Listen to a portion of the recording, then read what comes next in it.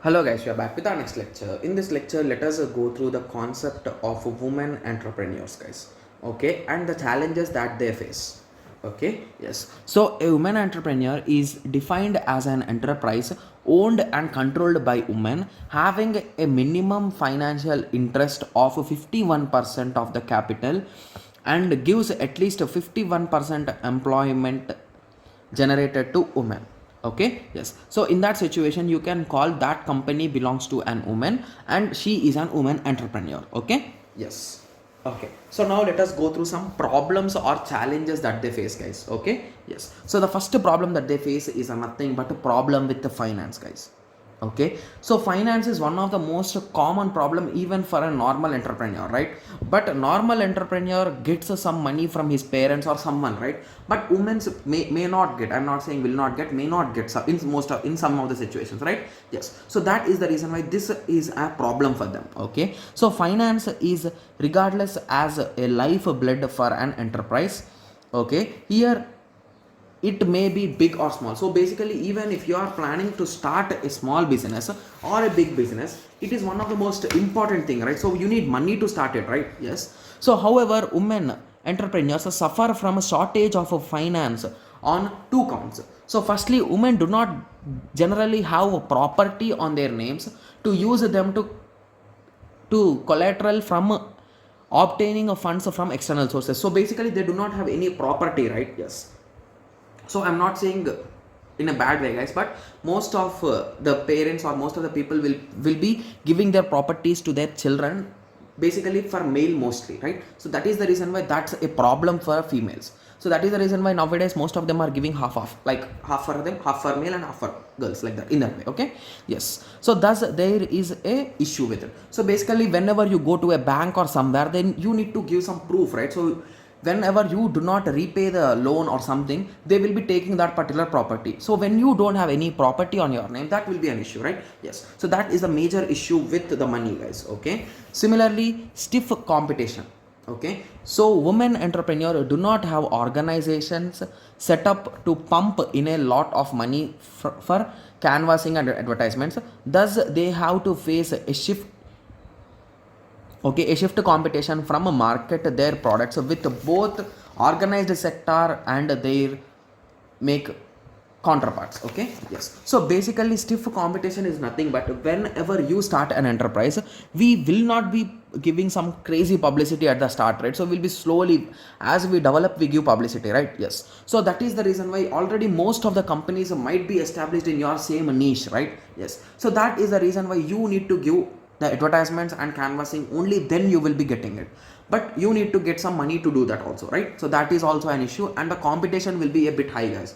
It is not a small thing that your idea might be started by many people previously or currently, so they could lead ahead at any moment of time. So that is also an issue. Similarly, limited mobility. So basically assume that you started a company and you started it, and there is some meeting in some other place in US or somewhere, you need to travel there. So in this situation, you are willing to go, but some of your parents or someone of your relatives are not willing to send you, right? So that could also be an issue. So unlike men, women's mobility in India is highly limited due to various reasons.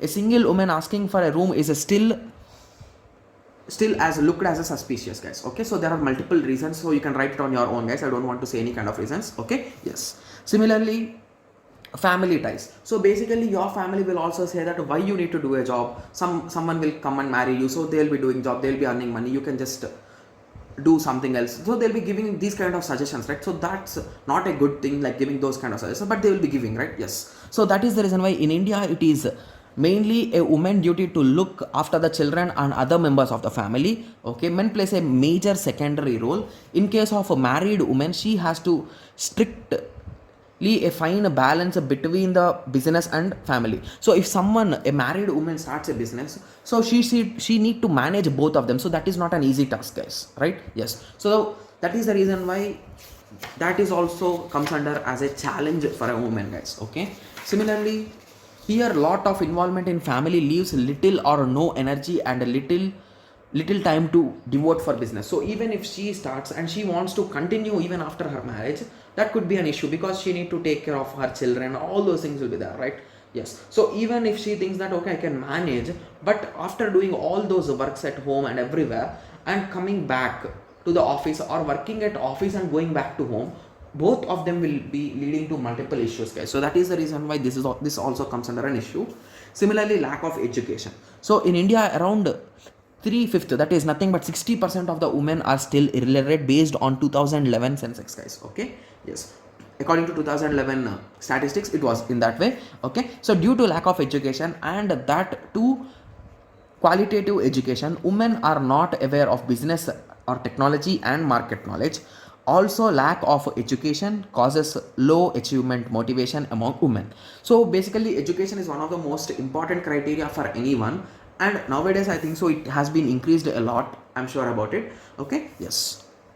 So this is also an issue, guys. Similarly, male domination in society, right? So whenever someone starts a business or anything, it will be a bit higher for men, right? Yes. So the consultation of India speaks of quality between the sexes, but in practical, women are looked up as abala, either as a weak in all respects. So basically, everyone assumes that they cannot do it, they will not do it. So in that way, there are multiple things, which many things, right?